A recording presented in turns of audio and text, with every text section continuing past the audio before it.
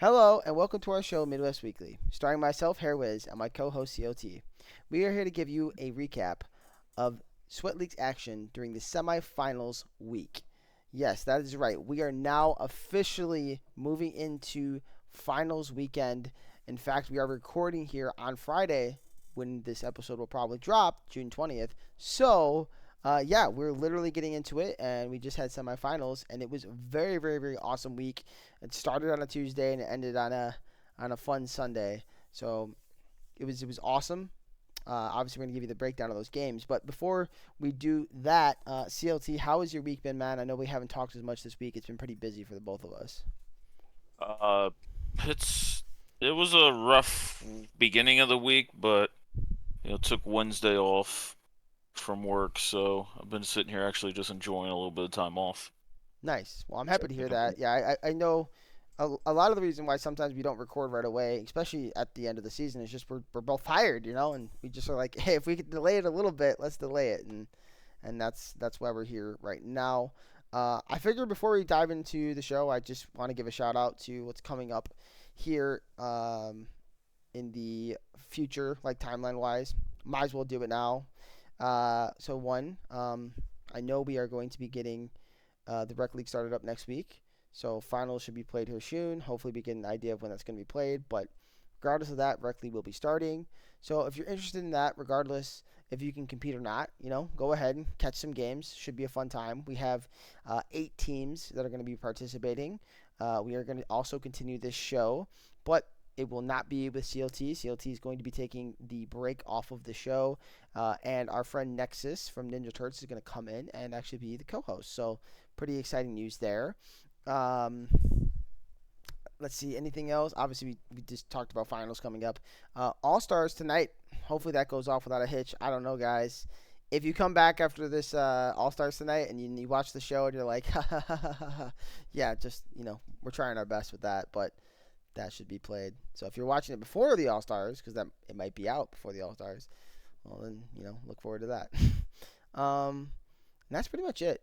I think that's all the big news. Oh, I guess I could give you guys an idea too, if you want to know. You're gonna want to know next week, and maybe I'll have a better idea. But next Sweat League will probably start around the end of August, towards the first week of September.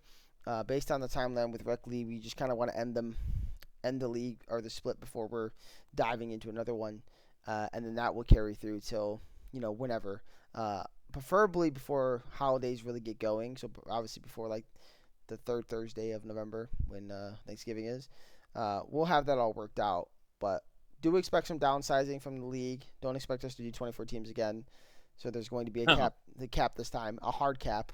We're not sure, but once we get that Battlefy up, make sure you're signing up because it is coming. Like we will be putting it up as soon as possible. Probably, if I had to guess, not too long after finals ends. Maybe even before that. I honestly don't know, but it will be coming. But our focus is mostly on the rec league at the moment, just because that is the new league we are starting up. And that's pretty much it. So enough of my jibber jabbering BS that I like to do sometimes. Let's get into some actual League of Legends and start with the first semifinals match that we had played, which was Coin Flip versus Team Instinct. And if you've been following the show, you should know by now this is not going to show us any stats. It's broken. I don't know why. But yes, it was a 3-0 by Instinct. So CLT, we casted this one Yes, together. sir. Do you want to do you kind of lead off game one here? Yeah, yeah. Game one, we seen Coin Flip get a lot of what they typically get taken away. Like Krieger's always been really good on RA. Brandino being on Vi has kind of been a staple pick for him. So I really thought that was going to kind of give them a path to success here. We've seen Brandino in typical coin flip fashion, be a really have a really big impact here in this early game. Got second blood on Good Boys. He kind of turned it around, made it a 1-for-1 against Ari, but then just completely like did I think two camps and came back and just ganked him again.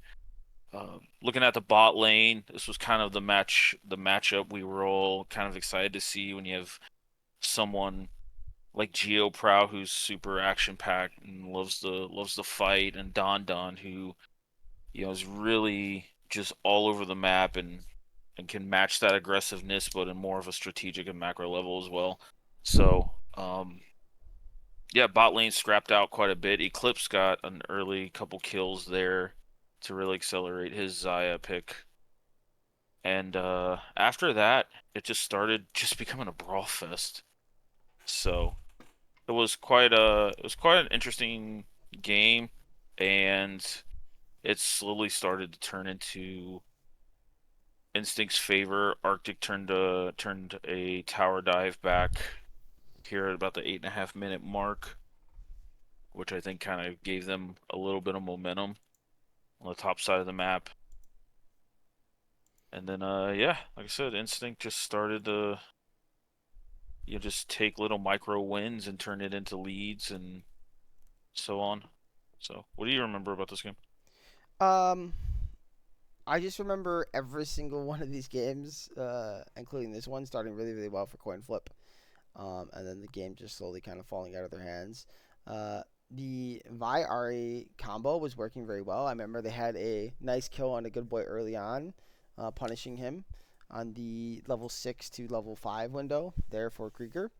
And I think for the first time in like a while, we really actually saw Good Boy kind of tested. To be honest, I know we all like to give him his flowers, and I think rightfully so. But at the same point, I think Krieger played really well into him, and actually even pushed him at times, where some people might not think think that would be the case in the matchup. But I watched it, and this game was an example of that. But Krieger, what he's good at is being able to play with his team. But I think at the same point of that, I think that's Good Boy's strong suit too. And once he got out of laning, where Good Boy doesn't make tons of mistakes, but did get punished in this series, he really exploited Coin Flip a lot. Like he got numerous plays on this Talia pick where I was just like, what the hell, Good Boy? I think he had didn't he have like a 3 man or a 2 man? I think it was a 3 man knockback with his little shove. I was like, what Hmm. in the world, bro? Like, dude was finding just unhinged type plays out of lane phase. Other Yeah, I remember there was one in like a dragon fight, yeah, where he got like a three-man Weavers, not Weavers Wall, but Unraveled Earth, and just completely changed the direction of a fight. Yeah, exactly. The other thing I think I wanted to note was how well uh Aristotle and Geoprow played bot lane. Like I said it, and I know it might have sounded crazy to some at the time, but dude, they were playing like the best bot lane in the league to me, pretty much from like week 5 on, and they didn't disappoint in this series. They were 100% beating Eclipse down early, which is very impressive. Um, but again, and it's just something about this Instinct team. It's like you can knock them down early, but man, they just know how to counterpunch when it matters most. I'd argue they're one of the best team fighting teams on power spikes and understanding of how to team fight in the league. I think they rival some of the best when it comes to that. I know you've talked heavily of teams like even my own, where you say like our team fighting is one of the best things we do. This team would be that team that could certainly match us in our team fighting. So when you get to that point and you don't have a sizable lead against this team, I feel like you're. I don't want to say you're setting yourself up for failure, but good luck winning. Because they're going to be able to stay in it, and if they can stay in it, any game is winnable for Instinct. Yeah, Instinct just they never get so far behind that like you can attack a member. That's what I feel like when they know how to stem the bleeding. Then, like you said, they play on really good power spikes, and it just you feel like it's very hard to just attack one member of the team or constantly try to beat them down in laning phase. So they're always coming into this mid game super stable on even footing. Yeah, but again, like once you get out of that point, you get punished. And don't get me wrong, like I even going back to like the bot lane conversation here. After the Aristotle and Geoprog got their little lead, they were like I think they like solo killed them, 2v2 them or something. Eclipse and Don just came right back at them. And that was the thing. Like, y- y- I don't know if it's one of those things where it's just coin flips mentality of like we have this lead, we just keep pushing it, keep pushing it, keep pushing it, which I think is maybe part of it. But also, it's like yeah, we're behind a little bit, but like we can still play the game and we're gonna find spots because I don't know, man. It's just this team. I don't know, but I do think you got to be more calculated against them. Like you cannot give them anything back, and I think that's kind of what you're noting with when you're saying like uh, don't don't what did you just say? Actually, my brain. You mentioned like how this team will find spots and they're so good at it, right? We were talking about that, and I don't remember what you Yeah, said. yeah, Instinct, they just never, for me, like they just find spots, but it's also like a testament that in laning phase they never really get too far behind. There it You is. never, Yeah, yeah, yeah, it's like when all five members show up to a team fight, they all do their job so well, but their champions are able to do it because they're still have the influx of gold, the experience. They're never really out of a game or playing catch up. yeah. Exactly. And that's kind of where I was trying to lead what I was saying into is what you said to follow Yeah. up that, and I completely failed and flubbed that. but um, but yeah, nonetheless, like this was this game one, kind of getting more into the game itself. Um, you see that CoinFlip got their picks early, right? They got everything that they pretty much play, with the exception of I'm not gonna say that Matthias doesn't play Kennen. That's not what I'm gonna say. But what we've seen of them this split, they got 4 out of their 5 comfort picks heavily here in game one, and they still were not able to pull it off, which is just like almost insane to me. This kind of felt like the game they should win, and you got the Vi Ari combo that was again working so well early, but then Brandino was kind of overstepping at times as the game progressed, getting caught out. The Kennen was the one pick that was a little different for them, and it just did not get utilized. The power of it. Um, that was due to the fact that you had a great synergy there with the Jarvan and Poppy combo, which I think is kind of a quietly really really nice combo together. Um, kind of surprised we don't see it more from these players, but I think that was a really smart draft from them to pick these two champions up, synergize well. But yeah, man. I don't know. You just coin flip could not seem to stabilize this game. Every time they kind of got something, they just gave it right back. Yeah, I don't think they had the best draft when it came to stabilizing. Like they got ahead, they get ahead, and they do a boatload of damage. But this Kennen going, more of the Riftmaker Lee injuries instead of like full burst. He's just started to run out of targets to burst. Renata keeps Zaya up if Zaya doesn't want to burn ult for the Kennen ult, and you have stuff like Seraph's Embrace on Talia. It just made it really, really difficult here in like the late game once Instinct got ahead for their dive comp to really start picking off people. Yeah, exactly. And even if you look at like the fight where the Kennen might have had a spot to pop off, he ends up only getting a single kill because Arctic just sends him out with the alt man. It's stuff like that where it's just like everybody knows what their job is, and clearly Arctic knew Arctic's job. He had 2 jobs this game, by the way. What first job is deal with Ari, but the second job, and I think maybe even more importantly, deal with the Kennen. If you don't give Vi the option to have any follow up on these fights, then it's really hard for Vi to play the game here because there's so much to deal with her around the comp, and because of the fact you had this neutralizer for 2 champions, if utilized well, and there was times where Arctic got to kind of neutralize both the Kennen and the RE, that's huge. Now you can't always do that, right? Like you just simply only have so many abilities and so many cooldowns. But again, like if you can get in there with a steadfast presence and just jump on Ari while she's ulting and make it so she cannot engage while the Vi is using the cease and desist, and like what is the usage of the Vi and the Ari then? There's none. There's no usage, right? If the Kennen's coming in with the Slicey Maelstrom to follow up on the Vi ulti and the Nautilus ult, let's say, but then like goodbye, you get sent away as the Kennen. Well, there's no use, right? And so that ability of them to identify that and make plays like that again at the 18-minute mark, where the Kennen really could have flipped the game, I think right there with that single play, because he had a 5-man ult, by the way. Uh, it just doesn't happen. So, and they clawed back. I mean, I'm looking at the 20-minute fight here. They get some picks. Like there was definitely some small opportunities.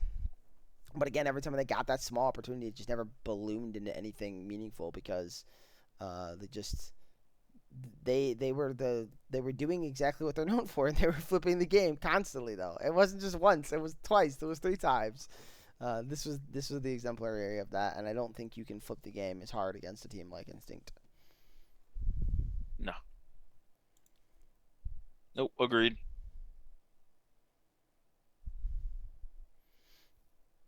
Yeah, I think I was trying to remember how this game ended. It might be this mid fight at 24 minutes, um, but I'm kind of watching it over right now. I was watching Arctic just be a menace, kind of just messing with people, man. Like, of course, of course he's doing this. Yeah. I think he's the only one to play the Poppy top this split. Yeah, I know he's played it before. he played it well. I think Poppy Top is better than Poppy Jungle or Pop. Even maybe I don't want to say better than Poppy Support, but it's better than Poppy Jungle at the moment. But I think Poppy Jungle is starting to get more presence again. She looks like she's becoming good in the role again, and if that becomes the case, then you might even see where she's blind pickable at times. Um, but obviously, I don't think that's going to matter for our league because we are ending soon. But who knows? Maybe in 2 months, when we start back up, the Poppy will be being utilized like she was about a year ago. Um, but she is a great counter pick, and even here, if you're just counter picking it for the team and not for the ability to play top, I also just like she's not bad in the Kennen anyways. Like she's fine. Like, she's not bothered. She has some range with the buckler and some sustain shielding, and her base stats are pretty high early on. Yeah, I think she's a little ballsy to pick like early, but she's one of those champions that kind of makes me think of like Hui in the mid lane, Yeah, where as Fearless starts to knock some champions out, like it's looking like game three, she's like super blindable and there's not much you can do against her. right. After like some of the more OP like meta champs get taken out from Exactly. Fearless, so. Yeah. But the fact that she was played game one and played top as well, Yeah. I I mean, think it they was paired it. such a good angle too, CLT. Yeah, yeah, it Yeah. was. But yeah, we can jump into game two here. And game two, I think something about coin flip I found interesting. Every game, early game, got better and better for them. So it kind of felt like maybe they'll finally one of these games they'll get a victory and they'll be able to push the series a bit. And game two was that kind of situation where like game one they got a lead, but they lost it pretty quickly in the first like 6 7 minutes. They kind of started throwing it. This game, I want to say like they had a lead up until maybe what like the 14-minute mark, 12-minute mark. Like they legit were doing way better than the game one. And I was like, okay, maybe it's playable. Maybe they can make this a series. We'll go 1-1. But big things to note for me was the Ivern pick, man. Stealing the Ivern away from their team was massive. Now Avo is an Ivern player, but just not one of his like top picks. But he definitely plays it, and uh, I was not surprised to see that being stolen away like that.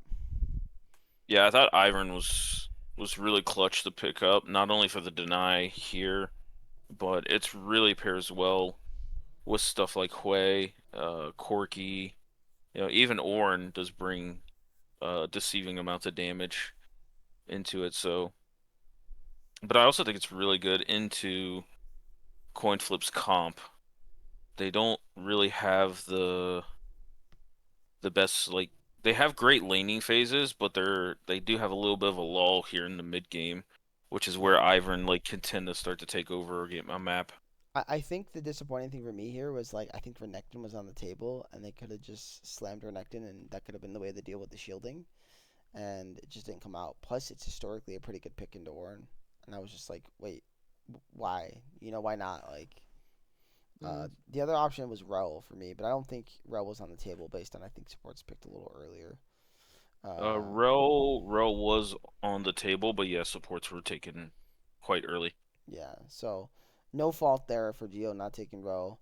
I just think for me, and I've noticed playing against these heavy shielding champions right now, uh, shield break is so important against them because I feel like their shields are just they're just disgusting. Like there is no way to um truly break them, even with stuff like Serpent's Fang. It's kind of obnoxious.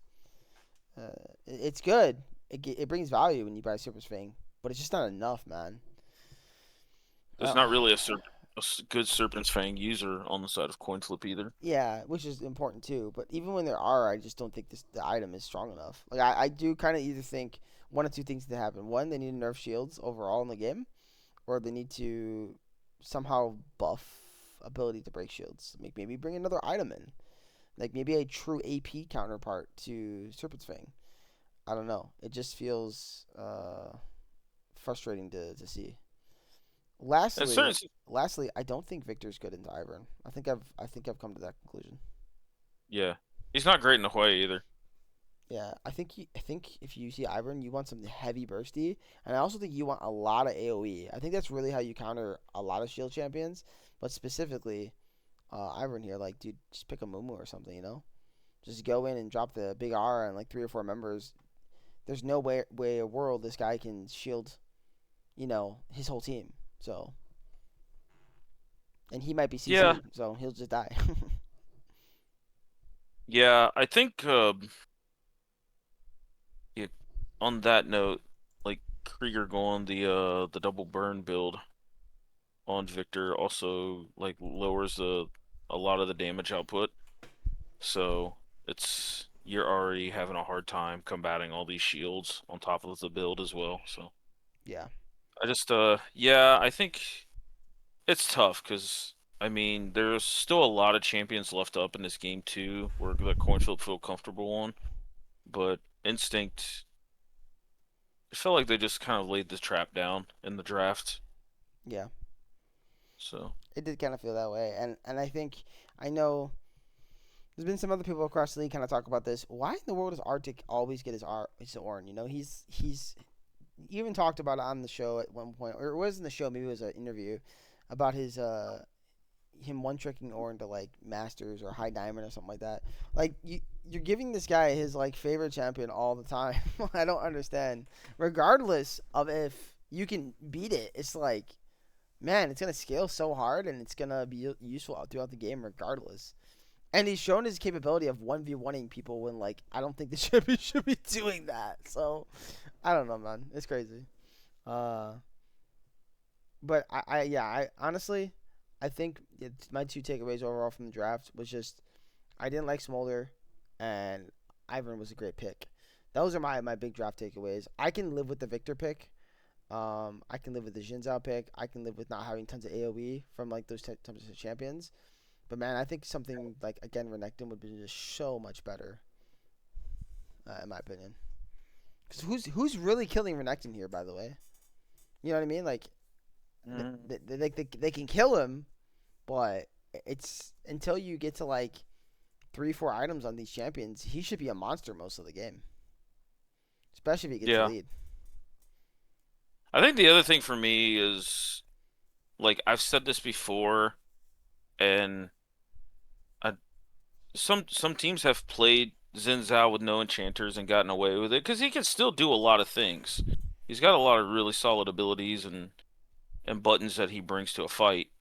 But Xin Zhao kind of being your only front line, he wants a bash brother when it comes to like diving the back line or at least causing some hell. And I feel like Coinflip didn't really give Brandino, at least in this draft, like any help in what the champion Xin Zhao wants to do. Like, so I don't the Smolder versus Ornn, like I'm actually okay with. I just I think if you could have tweaked it a little bit, like if you're knowing that Ornn's coming up potentially for Instinct, maybe leave the Tristana open, blind the Smolder early, just to leave a little bit of flexibility in your draft, and then kind of go from there. Just again, hindsight's 2020, but I seen the intent of what they were doing. Yeah, no, I get you, and I fully agree on that standpoint. Um, but yeah, Good boy overall, had himself a fantastic game. no, he By the played really well. way. The thing is, I think he played better in this game than he did game one. That's for sure. I will say, but too I think like that's fair. Again, I think Hawaii, and I really didn't touch on Hawaii too much as a champion here, but Hawaii is pretty disruptive here too. It's pretty annoying trying to get on top of them for Leona and Jinzao. So it's, yeah, I mean, they just, I don't know. I think this was one of Coin Flip's drafts where I really would look back even during the cast and was like, man, I've seen better drafts from them, and this was the draft where I feel like they kind of fumbled it a bit. Yeah, yeah, we've seen them win with this draft, but against a team like Instinct and against the draft that they composed against it, it was pretty. It was a pretty good response from Instinct. So, Yeah, I don't. I'd have to obviously have to talk to them, but I wonder if there was any pivoting going on in the draft, or is this kind of what they were aiming for? Because the draft kind of feels like they didn't pivot too much, and I feel like there was times where you could have just pivoted into something else, and that would have been the angle. hmm Because sometimes you start building a draft, and I talk about this a little bit. Like I think the first pick you should generally build around, but I don't think it's 100% every time you have to. If they're setting up to really mess up your first pick, then pivoting is the angle because they're giving you options to pivot, right? They're giving you options to make it harder for the other champions that are going to mess up your one champion, to play the game. So, yeah, uh, drafting is interesting, and that's kind of the chess match of the draft, I find. yeah. Drafting to me is more of an art instead of there is some science involved, but man, there's an art to drafting that like when you do it the right way, it feels so good, and it's so hard for the other team to play against a really, really well thought out draft. Yeah. So, But they stayed in this game though. Overall, I mean, like you watch it back, and they were again giving themselves opportunities, fighting their way in. Um, but they got to a point where the Tristana, like, even with the early lead, wasn't able to do enough. And then, uh, like, Jin Zhao just, like you said, he didn't have a really brawling in buddy. And so they had to try to play for late game, where, to be honest with you, I don't think they want to play for late game here. Like, I don't think Smolder Stacks late game are going to be like, oh, we're going to win or something. You know what I mean? mhm. So, but that's what they kind of had to play for at that point. I don't even remember when he got the stacks. Do you remember? It was around like the 24, 25 minute Yeah, mark. he has him. If you He can, has him here at the fight at 23 minutes. yeah. Which, I remember kind of thinking to myself in this game, now that I'm watching it back a little bit more, that like Smolder is not a big fan of super shieldy comps because you just never his burn's fine, but he just kind of wants a prolonged fight, and the shields really do a lot against the true damage burn and like prolong the execute so you can react quicker. Because yeah, I mean, Smolder's on a decent amount of items. Tristana's not on. It's not like turbo behind either. Just yeah. Watching back that yeah, 23-minute fight, that was their one opportunity. To be honest, if Matthias can execute good boy there, it might be playable. It was very very yeah. close. And I think after this, the game just kind of fell out of reach. I want to say. hmm Jeez Louise, there was so much shielding They, thrown on yeah, Good Boy they that fight. they almost walked it down and ended after that too. That's crazy. I forgot. Yeah. Yeah, I got to a point where they just kind of had to force a fight here towards the end, and it's kind of sad because if your comp was able to sustain a little bit, maybe the late game matters. Again, I don't think it does, but um, yeah, it just I think this was the exemplary comp diff, if I had to be honest. Yeah. But we can jump Yeah, I would agree. into game three. Instinct again going up 2-0, and then game three. I think game three was the most exciting of the series, where like you really did think like one of the other team could win at different points. GeoPro with a spicy pick here, going the Aurora support, and as we saw, Instinct had no idea how to play into it. I think even I want to say maybe GeoPro came on after they won and was talking about it. So it was definitely spicy. And if not, maybe I talked to them on the side about it. I can't remember, but I think both of them in the post game interview had things to say about this Aurora support. yeah, it definitely threw them off. And it was played with the Senna 80 carry. So very interesting. And again, this was kind of a game where I'm like, okay, this kind of going good early. It's kind of playable, but man, This freaking This Vel'Koz. This Vel'Koz.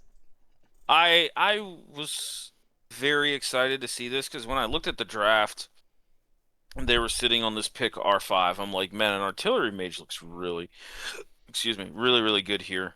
And then they snapped in the Vel'Koz, which I guess is something Good Boys played in previous leagues and before. He's a merchant of the eyeball here.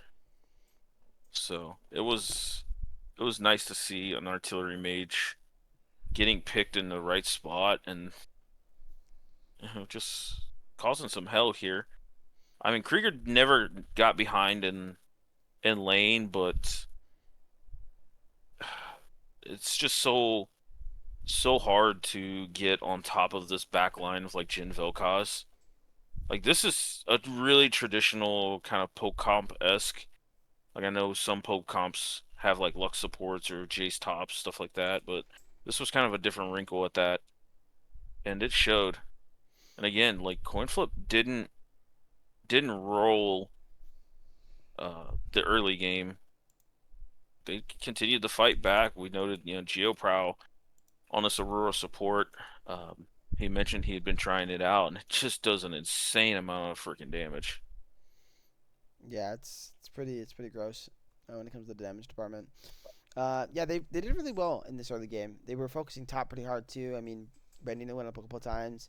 Obviously the monkey's pretty good into Gnar, so being able to help that matchup out was good.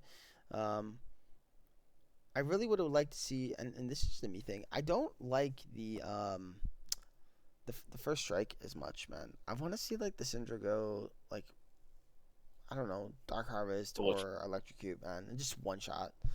Is that just a me thing or like what? Like I No, understand no, she I'm scales with it. well, but like I feel like they could have flipped the lane a bit. Yeah, I'm in total agreement. I'm not a big first strike merchant on Syndra. I mean, I understand kind of the theory behind it, but when you're into a poke comp, you're gonna get first strike dropped quite often. So it's I wasn't a fan of it. I think electrocute allows you to kind of do your job a little bit better, but honestly, as much as it sucks to say that like you want to damage fall off on Syndra, like I think phase rush is actually not terrible here, just to try and dance around these fights a little bit and use some cooldowns. Yeah, it's not bad. I just think when I see Vel'Koz, if you land your EQ on him and then get or your EW, right, your Scout of the Week, and Yes. then you get a Q afterwards, you get so much value off of Electrocute there. Like he should be half chunked at level 3, level 4. Like Mhm. the Vel'Koz cannot step up safely when your cooldowns are up, and you have true kill threat in the lane too. That's how I was looking at it personally. And once you've chunked the Vel'Koz enough, like you make it really easy for your Pantheon to just come and flash and just kill Vel'Koz. Oh, we've seen that even with the first strike. Which you You know, did, yes, Brandino. yeah, you did. Yeah. But like, I mean, they could have really messed up Good Boy's day because Vel'Koz, though it's got a lot of range, it's very susceptible to hard engage, right? So if you're able to do that with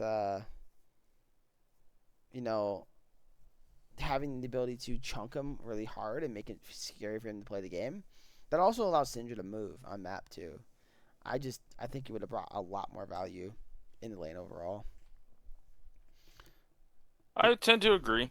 I think you have limited kill pressure with first strike to where the electrocute, like it takes one less trade to get into lethal. So, but also I think if you go electrocute, you don't go the Blackfire Torch either. I feel like if you go um, the first strike, like you get value off gold off the BFT a little bit, but Luden's electrocute, Sork shoes, that shit true. fucking Or hurts. or that or Storm Surge even. Yeah, you could do the binky special as I call it. Where you just like lost chapter um into like pure pen. Yeah. Just do more damage. I'm just I kidding. mean, Sorry, I had to Tim get that used one. to do that quite a bit as well on Syndra. Yeah, I just split. I just love one shotting. I guess that's my thing. Just one shot him. Mhm. I mean Yeah. that's really Syndra's game. I mean again I know she scales now, but like she still has a very strong early game. She still has a strong mid game. Like this champion kind of can play the game overall in all three phases now. So of the game, just brings more power in my opinion.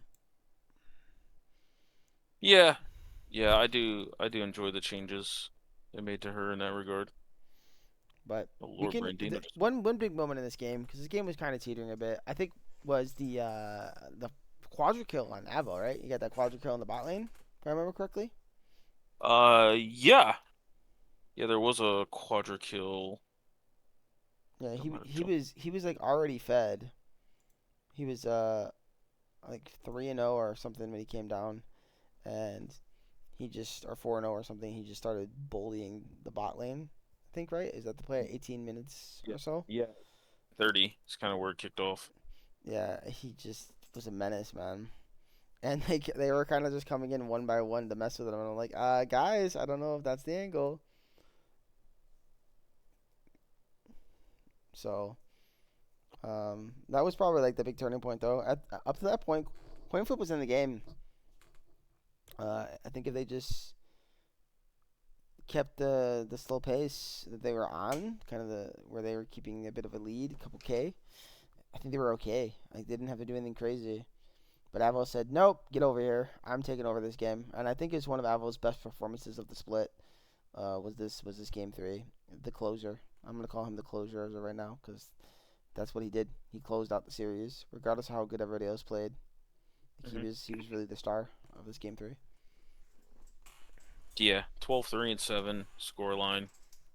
Pretty good to seal up a series. But I mean, the junglers just made life hell for both sides of the map. Oh yeah, Like Brandino Brandino, played well. yeah, he actually made this Pantheon look like viable because I think Pantheon's kind of fake a little bit, especially pre-6. He just doesn't really do much unless he's into like super low mobility team comps. But Brandino found a way this Ghostblade. I think that's after the Ghostblade he came straight mid and like just ran at Mach 70. A good boy. He got that mid lane kill. Yeah, he But said, "Get over here, I'm killing you." yep. But yeah, it was a back and forth game. I mean, even looking back here, the 22-minute mark, we're doing out of time, but it's only a 2K gold lead, like 16 kills to 14. And like you said, Brandino is a lot of the reason why they're in this game. I mean, I would argue he's a lot of the reason they were in the series. He played really well. I think pretty much all three games.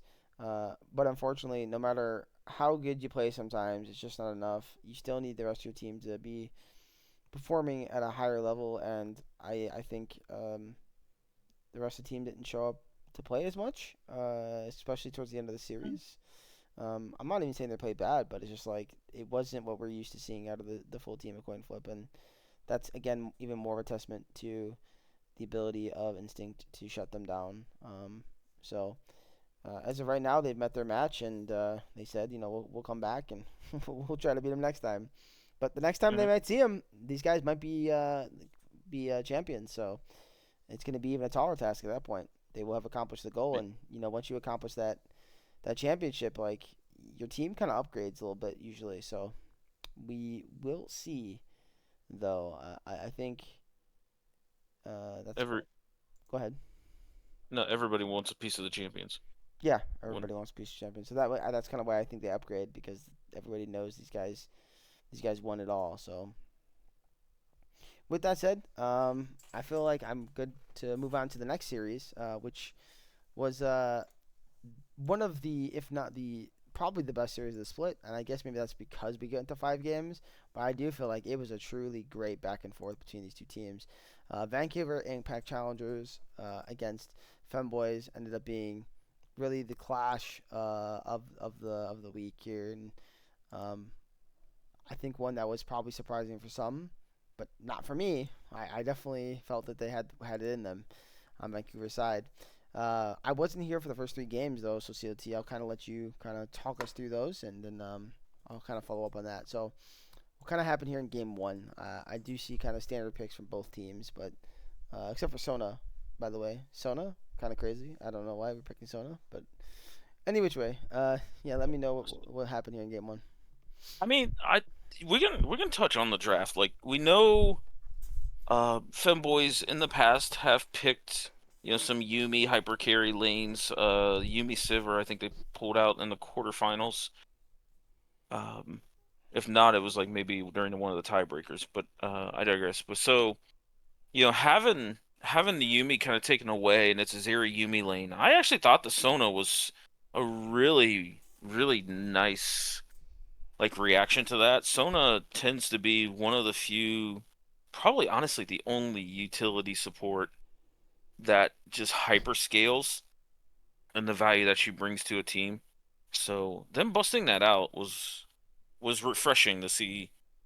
Not only that, it reminded me that she was still in the game because I haven't seen a champion in forever. True. But but no, this early game Impact Challengers they brought it to Femboys. Especially here in this top lane, we had Kyle Kittenhouse, which is formerly known as a chicken jockey, coming in for the top lane again, and they attacked him. They attacked the hell out of him. But letting Monk get his patented Akali, and I know there's other Akali players out there. Like I've seen guys like Rurika and Zenma have great performances, but to me, like when I think Akali, I think of Monk mentality. Like this, he just plays it at such a such an aggressive level that he knows most, if not all, of the matchups, and it's something that it's scary to see him on. Um, Yeah. He plays it you well, know, but I think I have to push back a little bit here on the when you think of Akali, you think of Monk because we've only seen him play it a couple times, to be honest. Uh, he was I always banned. I mean, yeah, but like I don't really think of it. I think of it as a Blanc more at this point. I think if you're not thinking of Zema Zakali, you're kind of crazy. I think he's been the most profound Akali player with similar aggression, and I'm not even trying to like say that because he's my mid laner. Like I actually truly believe that. Like it's basically his Akali and his Azir that are like his marquee champions at this point. Uh, I I I think it's kind of crazy to not think of those two for him. Whereas Monk has shown Well, proficiency on Akali by far, but I've only really seen it into Aurora. I would like to see his matchup into something else. he So played it into Swain, which is traditionally not a great matchup for Akali. Granted, Swain right now is absolute dog water as a champion. Um, finally dog but water. yeah, I'm not getting on that rant. Um, no, I just like when I'm saying what I'm saying is like he Monk mentality for femboys has zero issues picking anything like in the first three picks, or even like for the most part, he's been B1ing a lot of these picks. And he's throwing the challenge at other mid laners on picks like Akali. He's getting his LeBlanc band, obviously. We've seen him pull out Fizz, in the semifinals. Like it's it's a solo queue-esque champion pool, but he's just throwing the gauntlet out to these other mid laners of like, look, this is what you're against. Show me what you got. Yeah. And so in How that much regard, do you think that is just simply him getting so many bans and like feeling like he just has to pick early? oh, he's been getting turbo banned Because out. I genuinely Um, do not believe he wants to constantly pick early. Like I'm sure if he has a choice, he'd rather pick on three through five in most situations. Like I know he does not want to B1 or R1 anything. Like from talking to him, like he is a skilled player, and giving him a counter pick or at least like something to counter a bit of the draft is probably way more value than just saying, okay, we know you're a good player, but you're just gonna have to pick early because it's the situation, and hopefully it works out. Like, and it has, but like that's kind of not good either. Like to be the situation for, one of the stars of your team. Like I do think and I think Instinct could be the team that could punish it more if you're having him pick freaking Akali uh, early on, right? Like you really got to be careful with that. So um, it's worked out, and I respect it. But yeah, I mean, I think a lot of it has to do with him getting so many bans, and that's just a testament to how good of a player he is as well. Yeah, yeah, it's annoying to consistently get banned out or get, the same stuff taken away from you, especially in like game one, game two situations. But I also think it's also great for the team that he's absorbing bans because then the other members like are now able to play on their comfort picks and play on, stuff that they enjoy playing and they're very proficient at. So while the bans can be like super, super frustrating, it you have to look at it a different way and unless it just like you let it boom your mental a little bit. And that's I've talked to Monk a little bit as well, and there's definitely frustrations of always getting your shit banned out, but then he's also just been like, look, I'm going to B1, B2 champion so I don't get to the second banning phase and just fucking bring it. Yeah, Let's see what you got. And he's consistently pulled out these very aggressive picks and performed on it. I mean, his team made it to the finals here in a really, really competitive 5 game series here. So, I yeah, mean, it's something to watch, and I'm actually like refreshed watching somebody not really be a fan of handshaking mage versus mage, and they're gonna pick something aggressive, and you know, as a spectator, if the 05 or 5-0 players can be very fun to watch. yeah. And wow, we weren't kidding about this guy getting focused topside. I see he's 0-7-1. Holy Yeah, moly! Meanwhile, the next thing yeah. on the other side is 7-1. How play game? How play game? Well, I mean, Uh, he showed you how play game. He did not wished play his team game. the best of luck. It was the best of luck. He wished his team the best of luck, and honestly, you're gonna hear this a lot from this series. Fucking Inferno, man. This dude everywhere, right place, right time. Like he showed just so much in this series on so many different picks here. We see him at 5-1 and 2 here at like the 21-minute mark on this Vi, and they played this Vi Akali almost kind of like Vi Ari a little bit. Only Akali, excuse me, can side lane a little bit better. But um, yeah, Inferno was everywhere, and I think he was the one that really kept them in this game and allowed Femboys to be in a position to where they could side lane. Kyle just basically just kept farming, kept farming. It made me think of the boss a little bit, It's like I'm where just even gonna if he farm mid died, game. Just gonna farm yeah, mid he's game. just yeah, just gonna farm, just gonna farm. I think in the last 2 or 3 fights, Jax was on even items as Renekton, even being like 010. That's It crazy. was kind of crazy. That is crazy. Yeah, I'm kind of watching back Yeah, back the game a bit here, and Soul got delayed a bit. I'm assuming they ended up picking up the Soul eventually. Oh, in fact, wow, they got Baron, and so they were winning fights, huh? After a bit here. All yeah, right, okay. yeah. They Monk got a couple kills onto MLEC in the side lane, and the 3v3 in the mid lane between the jungle and the bot lanes. It was really hard for Impact challengers to play. Stunner got Vi ulted so many times, and then combo that with Sona ults, and then Zeri just eventually couldn't get to her IE quick enough, and Ashes was at this point where, he can shield so much of that damage Yeah, well, away. the vibe pick here was great. It's historically really, really good in the series, so I think that was really, really smart. But wow, yeah, I was not expecting such a turnaround. It's actually pretty impressive. Yep. Uh, after poor Jax is 0-10. 0-10, but I will win the game. 0-11, but I will win the game. What in the world? He dies again, but his team is just winning mid lane. Uh, so quadra kill there for the Akali pick. Absolutely disgusting here by Monk having a really nice performance in this game one. Wow, what a banger! Sad that I Mhm. missed it. So, Yeah.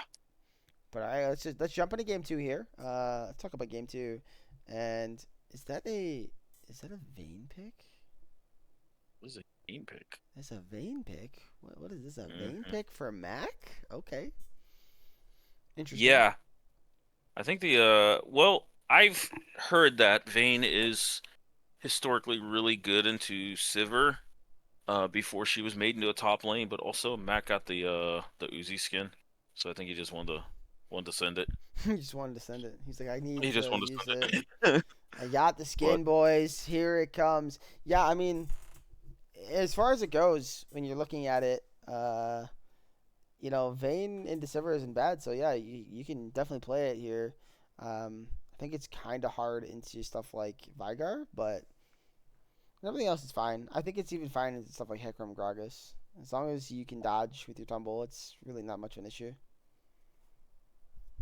yeah, this was a war of attrition on the other side where Impact Challengers got the gauntlet kind of thrown at them, and they just held on for dear life until the scaling with Sivir Vegar got got them to a point where they could fight, and not only that, but tank the initial blow from like Mbessa, Diana, Volibear. Yeah. So I'm noticing a trend here, and I wanted to point this out already, but it's only been 2 weeks of seeing Chicken Jockey, aka Kittenhouse play. But I love how he gets absolutely destroyed in game ones, and then just is like, "Hi, I'm here, and I'm gonna play good now in game two." Yeah, It's actually kind of funny. It kind of reminds me of Vancouver, how they always find a way to kind of not show up in game one. And I actually think they showed up in game one. The crazy part is if they win that game one, they might have won the series, right? Because based on the knowledge we have now, it's crazy. Man, I'm sure they're looking back at themselves going, man, if we just did not find a way to lose this game, like we're where we need to be. But anyways, getting back into this game, yeah, it's just something a funny trend I'm noticing. hmm But yeah, I see the lead, mounting as I'm scrolling through the game. Though it's still kind of close. Um, in the gold lead, it's not like anything big, but like key members are getting advantages, right? The Vayne was kind of ahead a bit early on. Then the Sivir kind of climbed back in, as I see here, around like 15 minutes or so. So you definitely do not want to let them scale up, though. I think Hecarim is great as the game progresses, as well, and he has a Karma to back him up. Like Zweb here and Hecarim, like what a pick. You don't see a lot of it, but I think here it is playable if you get to that later part of the game. Like early, you're gonna just get like shat on. Like it's not a good matchup early into Volibear, but you will outfarm him, you will outpace him, and you will outscale him. So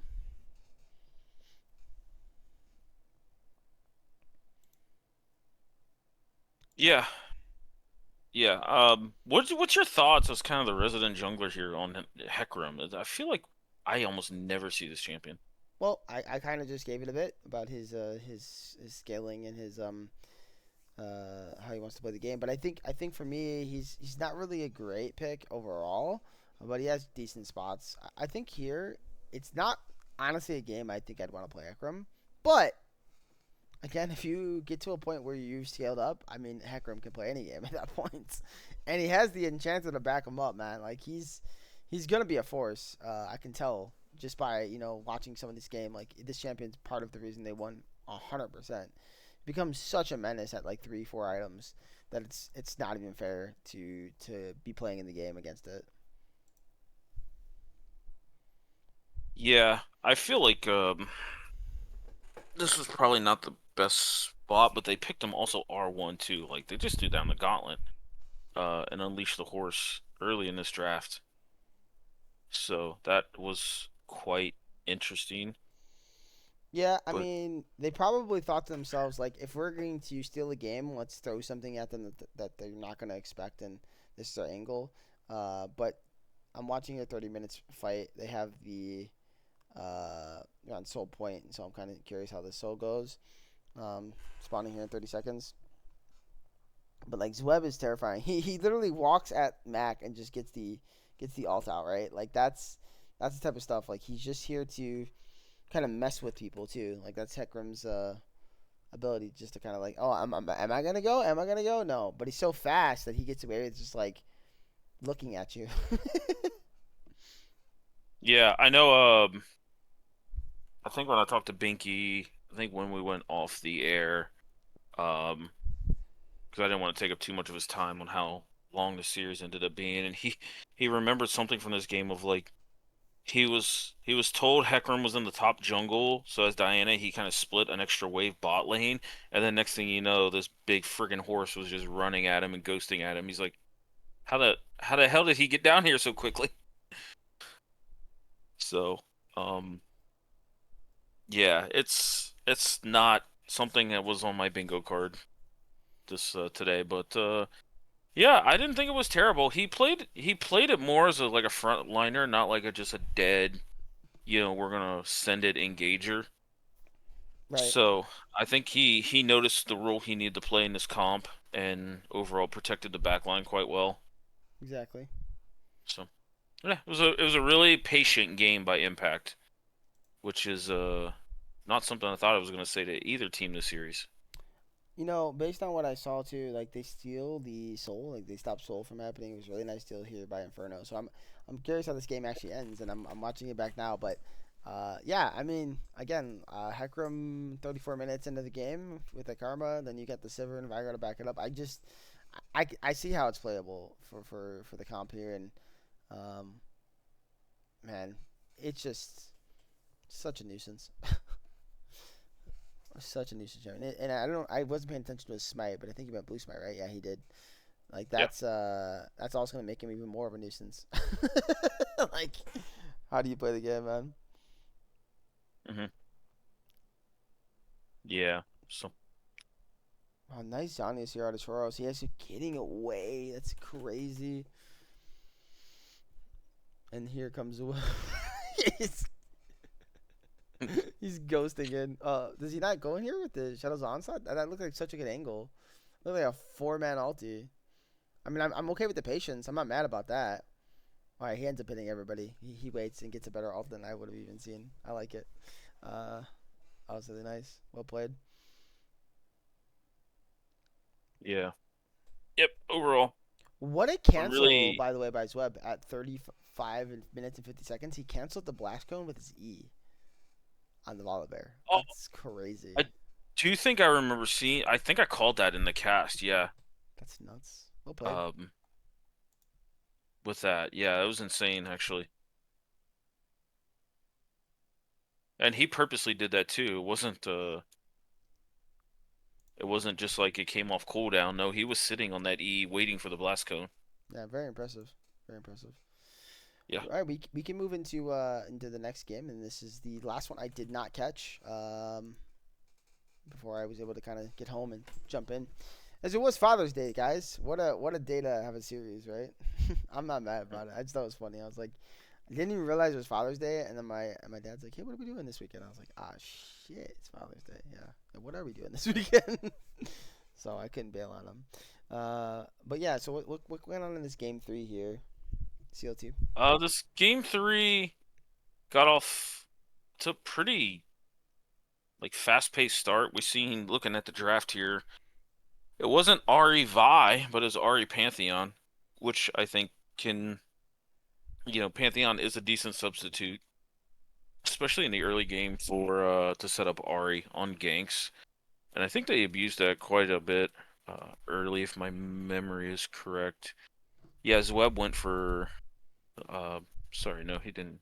Yeah, he went for an invade here and just barely got out, but with all the summoners burned here off the mid lane, Inferno, I said Inferno had himself like probably one of the best series uh, I've seen a jungler like play in a while. It's just the dude was just everywhere. We've seen him claiming the feats of war off of a gank here at the 7 minute mark. It gets him level 6, and then he immediately levels up and just ults out of there. So he looked like he kind of just got away with murder a little bit in that exchange. But Ari Pantheon, just a dynamic duo that's really hard to deal with. We did see a lot of fighting up in the top lane here. Kyle ended up getting, I think it was at least one early game solo kill on this Kennen, and then first back Merc treads, and then he was allowed to kind of just push Kennen all over the lane. And then yeah, here in this mid game, we seen Femboys was just kind of ahead and just trying to use this lead to snowball. The uh the Pantheon stun sets up Kaisa ult really well. Ashes with Leona also can do that. So it was a pretty cohesive comp, and their team fights showed it here in the mid game.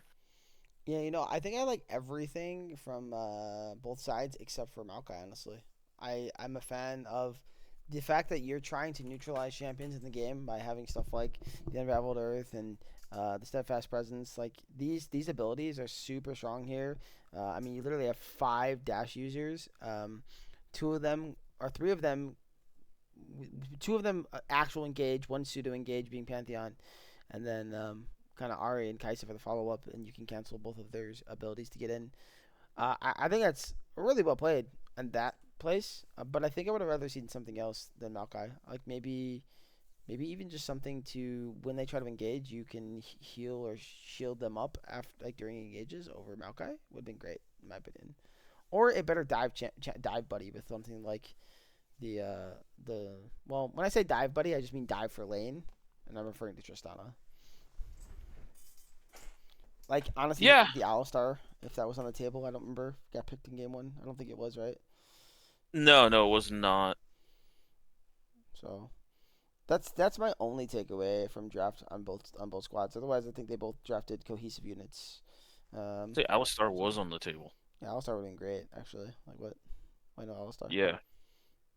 Yeah. I know there's some Maokai support enjoyers, but I'm not the greatest lover of it in general, just because I think there's other champions, as you kind of explained, that just do it Well, better. I like Maokai support. I mean, Fid plays it really well, for example. But I think I'm gonna be honest with you. I think it's starting to like lose value. I think the champion's getting kind of bad in the support role.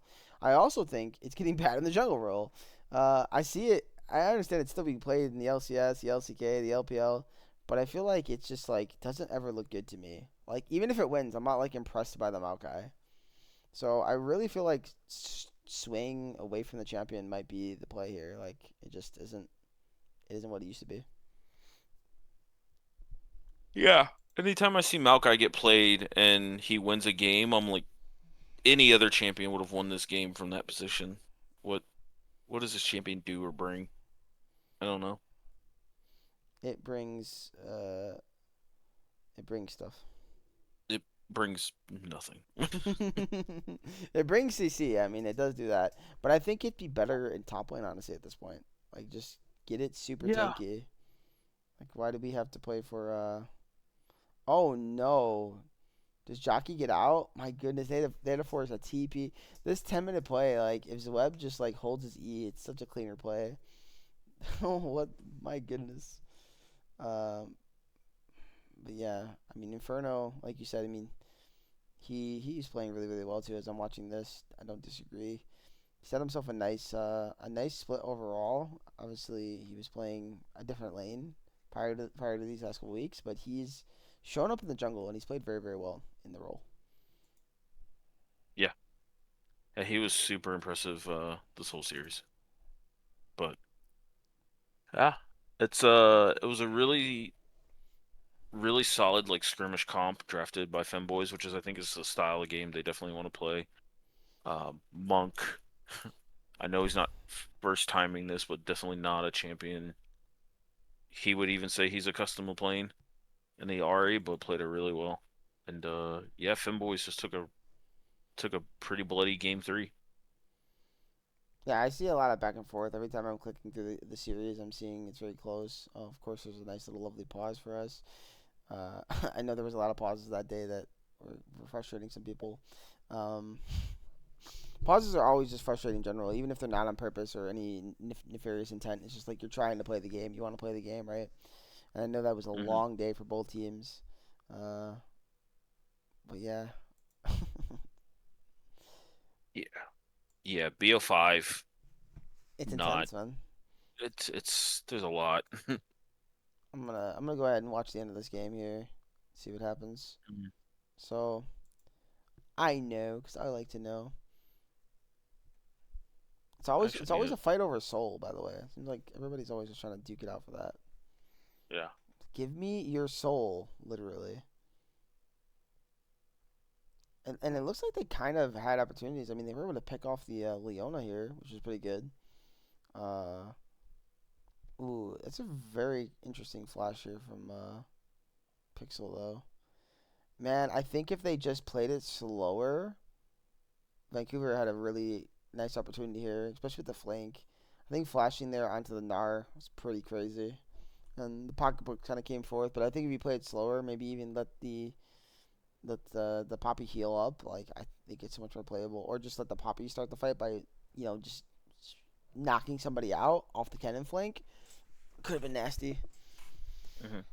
but We talk about Mac.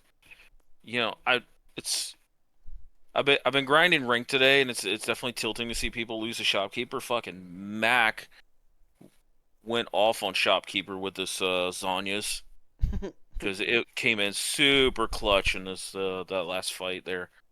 yeah, McKinnon had like a really great angle. yeah. Mac, Mac's been great. I think Mac's been like quietly a really great AD carry this split, and I say quietly because everybody when they look at this team, they really talk about Monk. I feel like that's always the main focus, and he draws it. And it's not just because he plays well; it's also because he's getting so many bans. But I think Mac has been fantastic this split, Yep. as well as Ashes. I know that we've been trying to get him to on a team here in the rec league, or at least Monk has. Um, for a what is Ash's plat support, I believe. For a plat support on a team that's full of like high master players mostly, to play as efficiently as Ashes has is a great testament to Ashes as well. And though they're not the strongest bot lane, Ashes and Mac, they've been very very stable throughout this entire split. Um, and again, Mac being like the bit of the star of that bot lane, but it's been very impressive to watch from them. So I'm not really surprised by Mac's ability to build the right items when it matters, man. Like that just doesn't surprise me. But Mhm. finally, we can get into game four, a game that I'm a little informative on, and I remember watching it and just kind of being like, okay, I like the comps that are being built here, and then going, wait, what is Monk's Azir? Uh, Yeah. yeah, yeah, Yeah, I he yeah, he was not he was less than thrilled about the Azir pick, but he's like, he is one that will play for the team and pick his laner early, but then it was kind of like Barika's Xerath in the quarterfinals where it's like, man, Xerath looks really good here, and then you forget the mid laner also plays something that just completely counters this. In this case, Monk pulled out the Fizz, but no, Monk picked Azir, and then it's like, oh yeah, MLAC does play a really, really potent Lux. yeah. I think the Lux Azir matchup is really skill based mostly, but I think if you're not as comfortable on the Azir, and you're against a Lux player of MLAC's caliber, I call him Mac 2 to be honest. I probably should stop doing that, but of his Yeah. caliber, then yeah, like you said, like that's going to be rough. Um, but yeah, when I was watching, I was impressed by a couple things. I think one was uh, Stunner really looked super good on this Lucian. I was very impressed by the Lucian play, and I think Lucian Milio is kind of showing to be a very underrated combo. I'd even argue it's just better than Lucian Nami at this point, and Lucian Rom. That's fair. I think it's very very strong. It makes it so Lucian can actually play the game in some of these comps where like he used to struggle because of the range diff. He looks so good, man. Um, and later on in the draft, for that matter. Uh, other side of that was I love Shen Nocturne. Like, you Yes, allow Zweb to play the game. That's what you're doing. You're saying Zweb, you can play the game here because I can dive with you. Holy moly! Otherwise, like, how does Nocturne play here? He doesn't actually have a great comp with him. Otherwise, like that was a make it or break it pick right there. So fantastic. On the other side, I don't even think their comp is bad, but Monk not knowing his ear doesn't help. But also, I'm gonna be honest, I'm not really a fan of the Jace pick here. I don't like it. I would have rather seen like a true tank top maybe here, or even just a better bruiser. Like I don't like Jace. If you're aiming for to play like a poke siege comp, this is also doesn't work with that either. But maybe it's good in the Shen. I don't know. But I just was not a fan of it. I don't know the dynamics between Jace Shen. I mean, it looks like every other tank versus Jace matchup where Jace bullies you early, tries to get his head, and then runs into a brick wall when you get tanky later.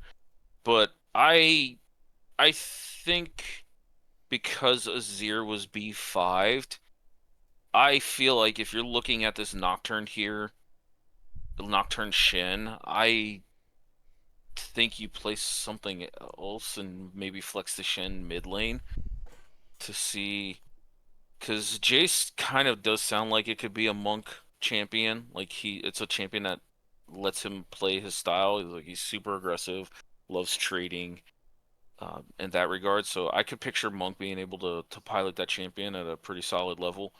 But also like Jace Lux in a vacuum's not terrible for Jace. But it also does leave you pretty AD skewed. But with only one tank on the map, and that tank is going to be kind of just split pushing, playing for ults. I don't think being full AD in your four-man squad's not bad. So I don't. Yeah, he didn't look great on the Azir, and honestly, like he kept up with MLAC, so like his sidesteps and his laning was still really really solid. I just think overall, Shen Nocturne within Lux R coming from, when the lights are off, coming out of the middle of nowhere. It's really, really hard for Aphelios Azir to play this game. Yeah, absolutely. I fully agree. But they tried it, and we kind of saw the results. It was one of those games though where like they still stayed in it, like you said. Like they were not like out of this game by any means. It was a very slow game for this series, I think, as well. But Nocturne's ability to find like these little plays, the Lux Lucian kind of popping off, really were the big things here. Because Nocturne, like even though he was dying, he just did not. Zweb did not care. He's like, if I see a target, I'm sending it. Like Hmm. you guys just play around me, do your best, and we'll win fights. And that's kind of what happened a lot of times. The only thing that I think they really had to be worried about here was truly just this Aphelios. There were some situations where Mac looked like, okay, maybe Mac can just take this game over. Like, oh, okay, this is a Mac angle. This is a Mac angle. But then, like, Lucian would just one shot him or something. Our Lux would one shot him. Hmm. Um, but it was a crazy back and forth. I remember, like, a fight in, like, blue side um, of a blue team where I recall, like, the Lux finally getting, like, shut down. Like, Lux was, like, 5-1 or something. And I'm like, okay, maybe this is it. Maybe this is, like, the turning point. Um, and every time that happened, it just wasn't. And then they got Soul, and I was like, okay, this game's over. Like once they acquired Soul, I was like, there's just nothing that can be done. Um, because like even though they get outscaled, technically, Red Side gets outscaled. You're not gonna outscale the Ocean Souls much. So Yeah, rolling Ocean Soul in this game is like so god tier for both teams, um, in my opinion. So that made the timer of stacking dragons, especially for impact, so much more worth it. yeah, That yeah, they could absorb anything thrown at them if they got caught out, and then the proactiveness of Nocturne Shen, like you never would kill those guys through Ocean Soul. yeah, but it it was a crazy game because after that play in blue side, I'm like, okay, so this means Soul should be delayed, right? And then I see Stunner and Pixel go pick off Mac. I'm like, okay, never mind. Now they have tempo. Like I'm literally watching the game saying this stuff out loud. I'm like, okay, there goes tempo. And then they do a play where I'm like, okay, now they wasted their tempo. Like where I think Hmm. they made like a crazy play in red side and they tried to like kill the Wukong or something and then they all died for it or something like that. I want to say. Um, it's like, okay, I don't know what these decisions are from these teams, but it was getting pretty funny to watch. And don't get wrong, Yeah, like if it works out, like it's all fine and dandy, but it just didn't. yeah. Whichever team com got ahead was gonna, I feel like, stay ahead for the most part Well, that's what you in this thought, game. and then it just didn't happen that way. Yeah, yeah. I don't know how fanboys kept like delaying this game after post Ocean Soul, but. once Impact Challengers got Baron, then it was like, okay, you don't have enough tools to really extend this game via Baron minions. So we're gonna start taking your base now. Yeah, and they tried, they did try to like stop them, but again, like you're dealing with the Shen too, like, and that build by Choros was disgusting with the Titanic plus the what's that item called? Navori. Yeah, Navori. Thank you. Like that was gross. Like Shen's There was like one one shotting. there yeah, there was one fight I think where Shen stayed on Wukong or Jace and got like three dodge fields off in a fight.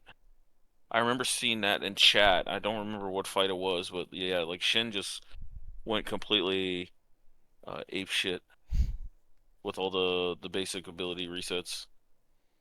Good old ape shit. I like it. Yeah. But yeah, I mean that's pretty much game four though. It was a really great game by Vancouver. I think when you look at the scope of things, like they did not have an easy way to win the game, and I think if Monk is more comfortable on this year, it could be a much tighter game. But nonetheless, like it was one of those that you're like, okay, Vancouver pulled it off. Let's see what happens. And then I came in and we did game five, and I think game five was I don't like to use necessarily disappointing, but I think the game five was definitely a bit of a letdown in my opinion. Yeah. It was shocking how Femboys, for as much as Binky complains about not having the widest champion pool, he still found a way to get a champion that I would also like really associate with him in the Syndra.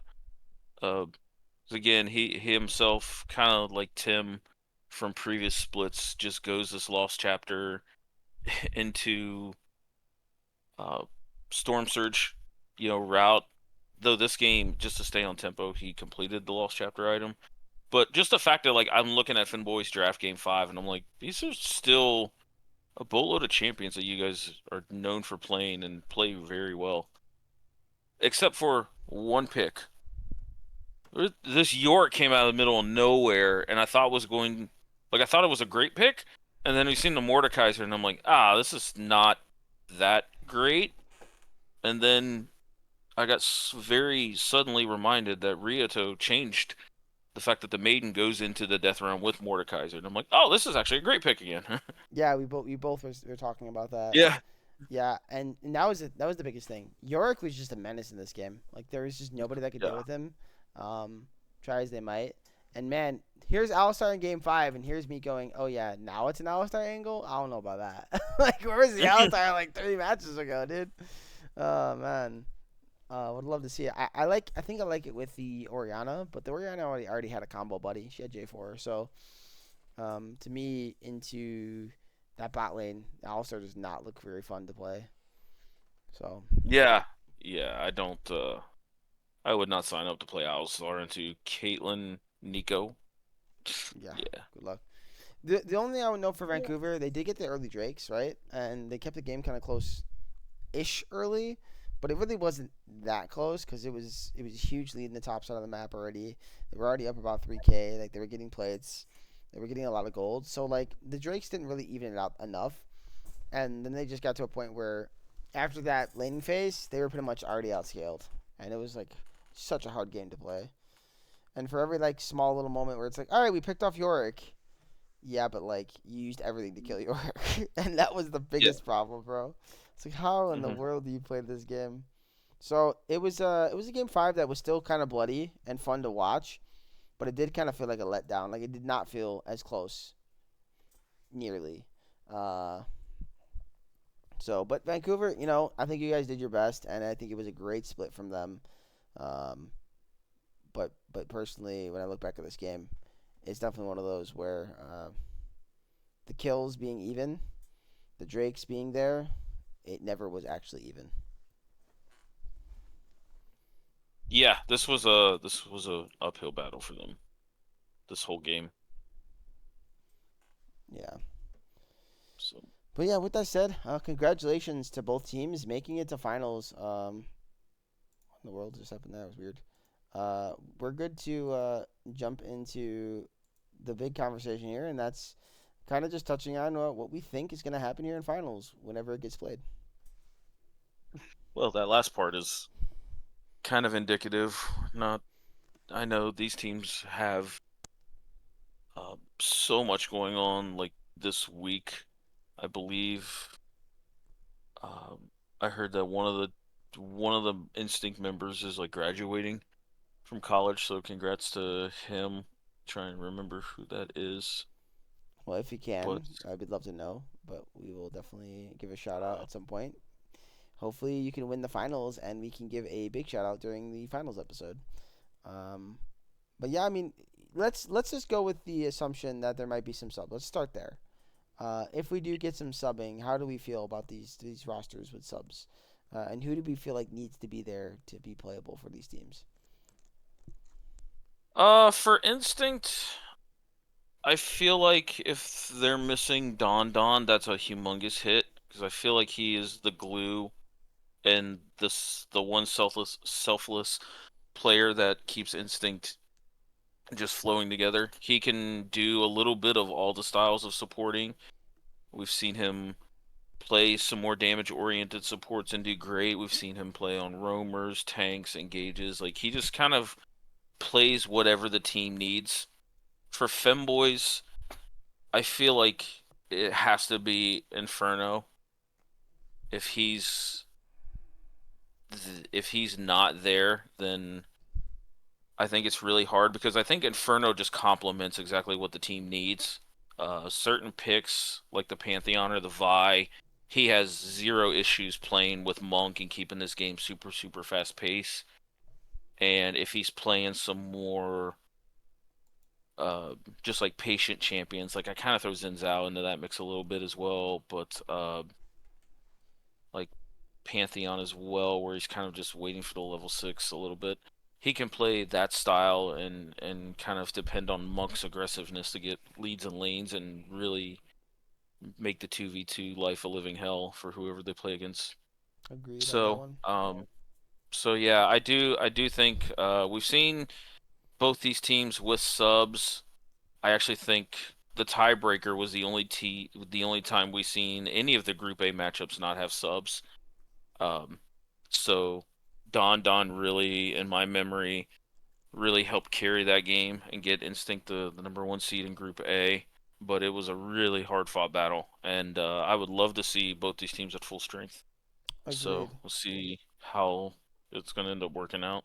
Yeah, I think what I'm gonna do, and I think this is just based on what happens here. I think if subs come into play, I feel like it gives Femboys the edge a bit because they've shown to be able to play with some different subs and look like pretty cohesive still. Not saying Instinct hasn't, but my thing is like Instinct is really about it's about the five members and their um, unity as friends and ability to play. Not saying that Femboys isn't, by the way, they're close to, but they have like other people in the friend group that kind of been like subbing for them, right? That's where we talk about Chicken Jockey. He's just another part of the friend group. So I think that's kind of my like a notion here. I would probably say with that information, I take Femboys in five. If you give me full roster versus full roster, I am going to predict a 3-1 victory for Instinct. So that's my two predictions based on what we get and what shows up um, for this match. And I do think no matter how you slice it, this is a very close matchup.